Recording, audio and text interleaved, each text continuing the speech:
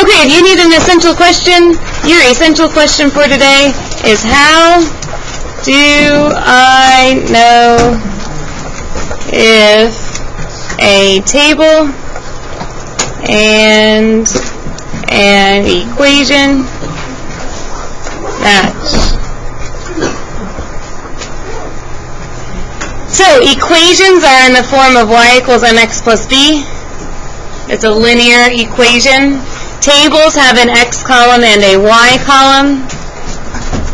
If a table matches an equation, that means when you take an x value, you plug it in for x, and you solve the equation, your answer will be the y value in the table that's next to the x value that you plugged in. You have to check every point in the table, because sometimes the first two will work and the last one will not. So, if we're checking A, we're going to start with this first row and plug in 0. 2/3 times x, and in this row, x is 0, so I'm going to plug 0 in. 2/3 times x is 2/3 times 0. Next, the equation reads minus 4, and whatever this answer is equals y. 2/3 times 0 is 0. 0 minus 4 is negative 4. So when you plug 0 into your equation and solve it, your answer for y is negative 4. This table says y should be negative 2. So this table does not match the equation. When you plug in 0, you should get negative 4. So C might be the answer, but just because one works does not mean the rest of the table will work. So we will take 12, the next x value in the table, and plug it in for x, because that's an x value. 2/3 times 12, because my x value in the table is 12, minus 4 equals y. 2/3 times 12 is 2 times 12, which is 24, divided by 3, which is 8. 8 minus 4 is 4. And that does not equal 5 in the table, so C is wrong.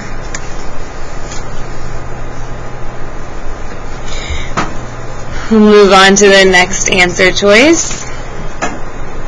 We'll take negative 3 and plug it in. 2/3 times x, and in this case x is negative 3, minus 4 will give us y.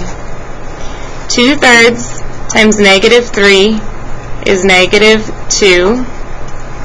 Negative 2 minus 4 is negative 6. So we'll check 6 just to make sure.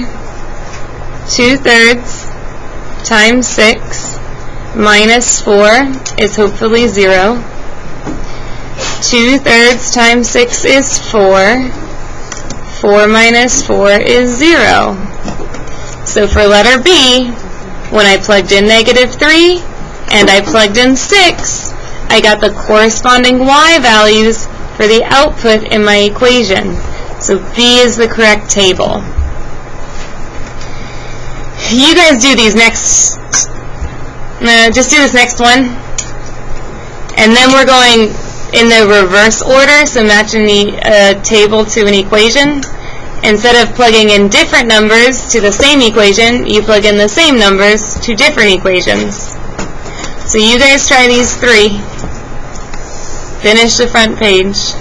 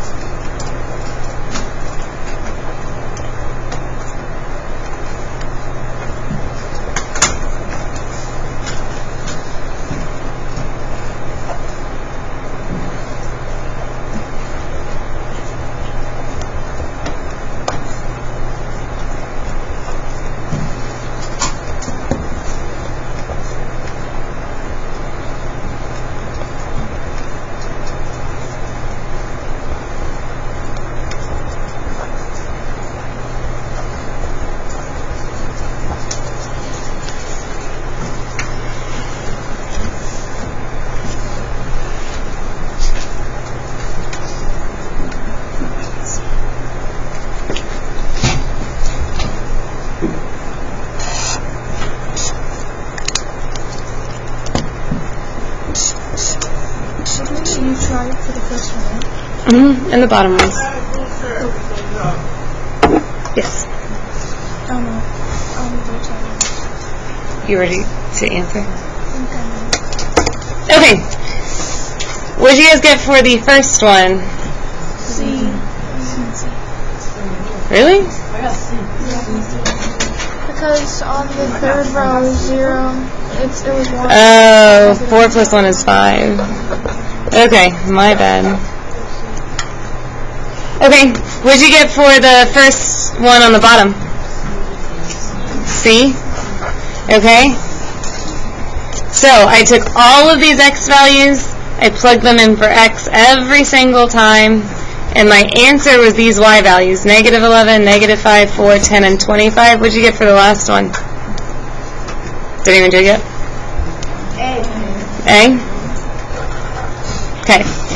A shortcut is if you have a 0 for an x value, then plug 0 into your equations first, because when you plug in 0, 0 minus 5 is negative 5.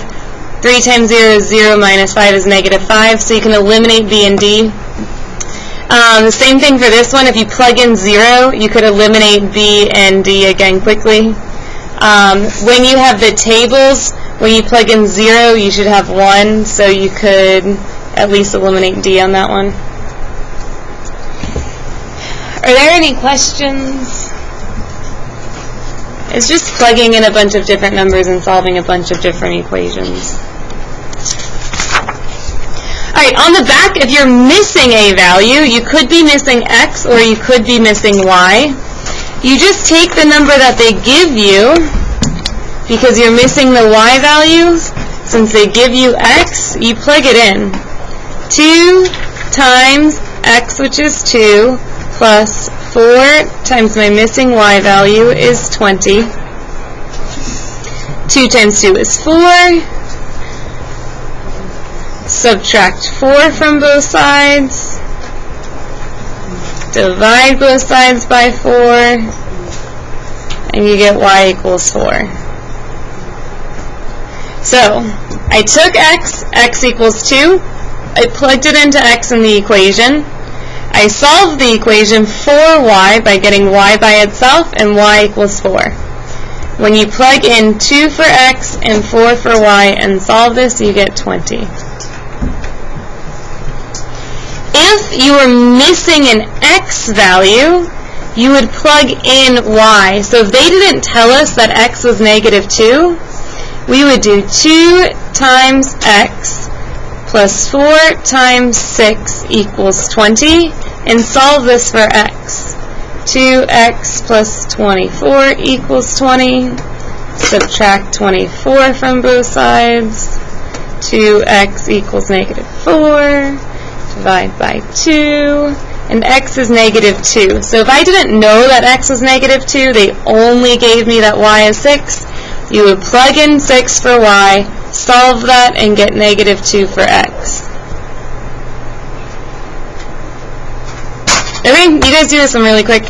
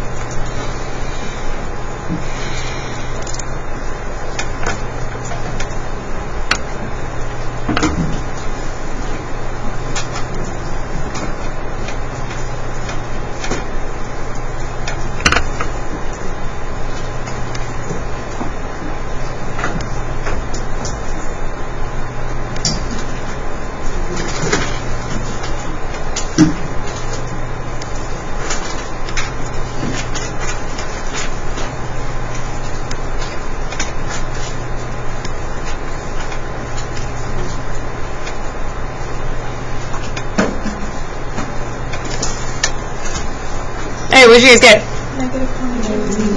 Negative 22. Good job. Okay, this last one says 4 5/10 times the number x plus 3 is y. 4 5/10 is the proper way of writing a decimal. 4 5/10 is 4 5/10. 5 in the tenths place. 4.5, 4.5. Times the number x is just times x. Plus 3 is obviously plus 3. Is means equals, so equals y. So we're given words. We can write them out so it's an equation, and then you just do the same thing that you did on the front, plug in numbers until you have the matching table. This one's convenient because all of the x and x values in the tables are all the same. So 4.5 times 2 is 9. 9 plus 3 is 12. So, in the table. But we already did that. Oh. We haven't done this table. Okay, so I took 2 in the table, I plugged it in for x. 4.5 times 2 is 9. 9 plus 3 is 12. When I plug in 2, I should get 12. So A is wrong, and D is wrong. So B or C is correct. We have to check 5. 4.5 times 5 is 22.5. Plus 3 is 25.5. So B is the one that you plug in both values and you get the same answer both times. Or the right answer both times. Write out the next one. 2 4/10 times the number x plus 5 is y.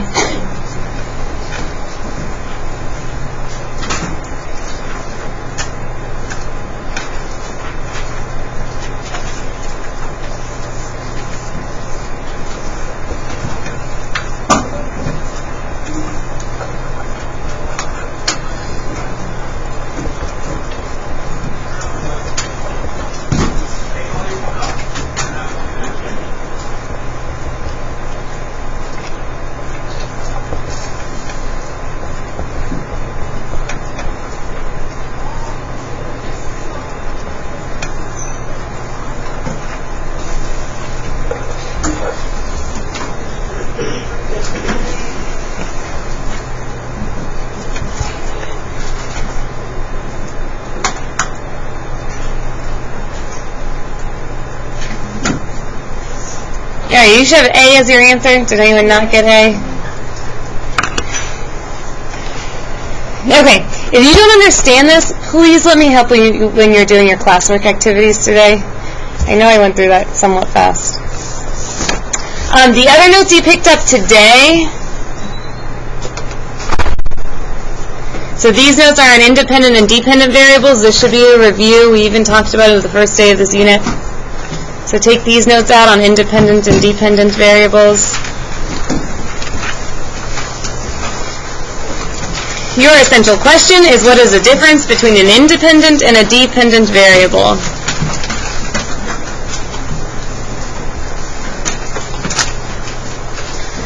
Your independent variable is the input value. It's the variable that is chosen and plugged into a linear equation. Independent input plugged in. What variable is it represented by? What numbers do you usually plug in? X. So the independent variable is usually in place of the x value. A list of x values is known as the... So your independent variable is your input. In a linear equation, it's the x value. A list of values that you plug in for the independent variable is the domain, which means your dependent variable is the output. It's the variable that is given from the linear equation after the input of the independent variable. Your output, the answers you get, are usually the y values. It would be part of the range. It depends on what you plug in for x. your dependent variable is dependent on the other numbers that you plug in. So, x is a domain, y would be the range. X is the input, y is the output. Plug in x, get out y. Input and independent, they both start with that in prefix. Output and dependent.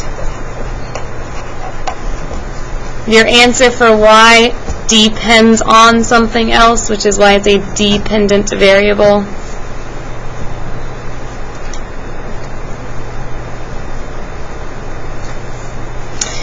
So, the more hours you work, as a result, you earn more money.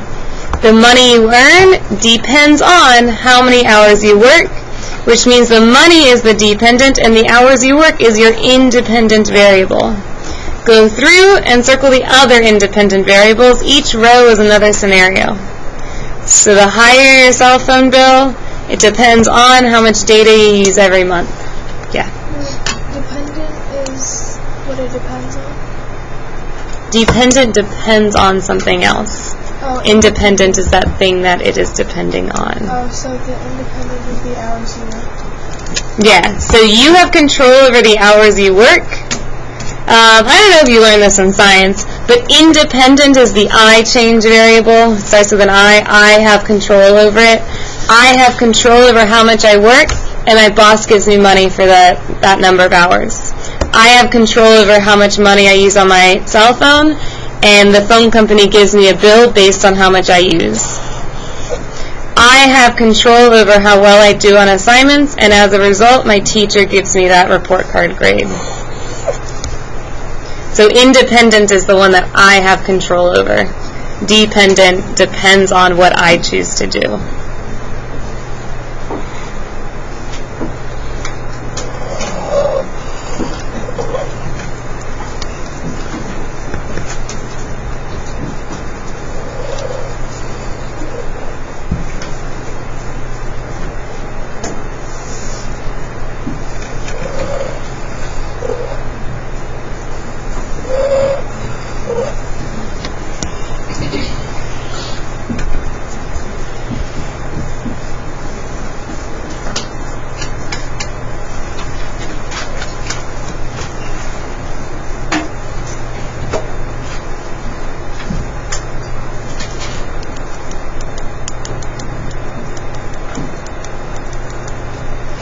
When you finish, check your answers. If you want to discuss any, let me know.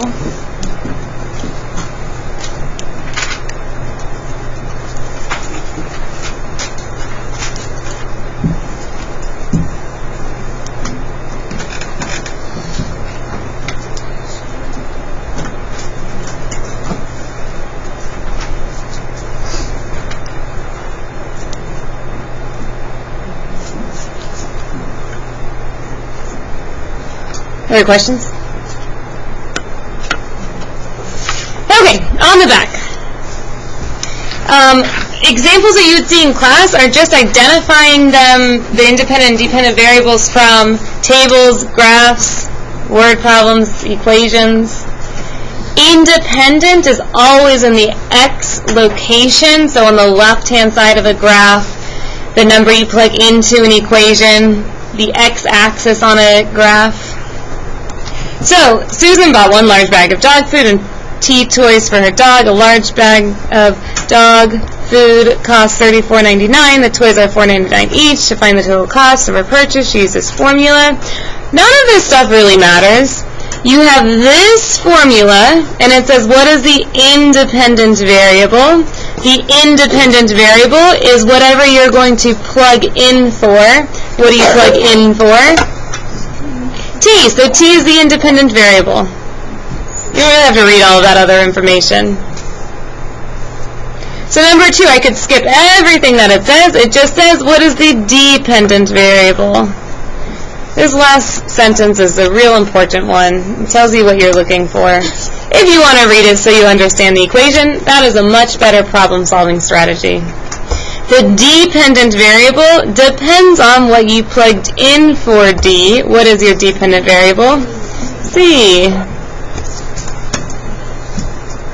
In a graph, or a mapping, this is what is a dependent variable. Dependent is in the Y location.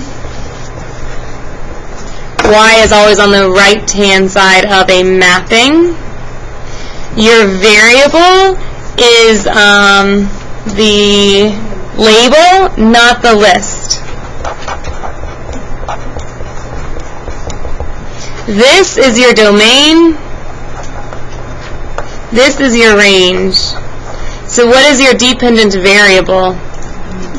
Juice. A lot of people will pick D on their test. Don't do that. D is a list of values. That list represents the range. B is the variable that you would plug things in for or get out in return. Alright, this one, the table below represents the number of sit-ups Joseph can do. What is the independent variable? Time. This is your domain. So again, you're not picking the list. The list is the domain or range. You're picking the title.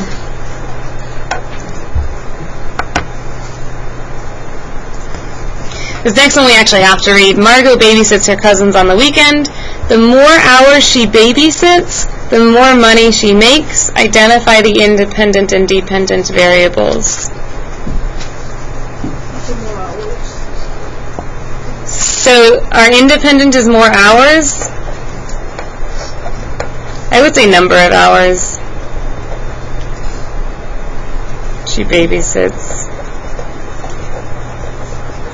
And what's the dependent variable?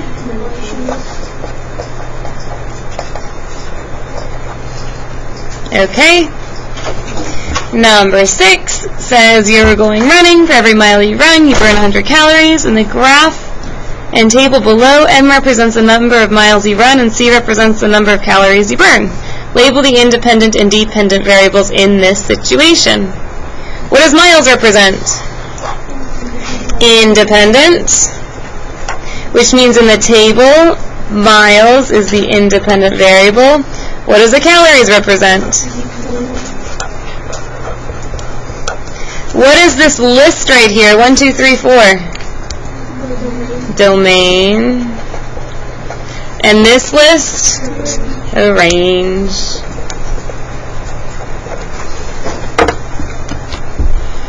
Okay, independent and dependent things you should memorize. Yes, Braxton.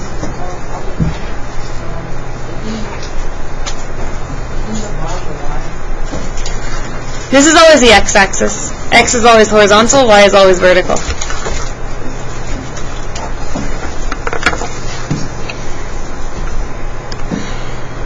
Okay.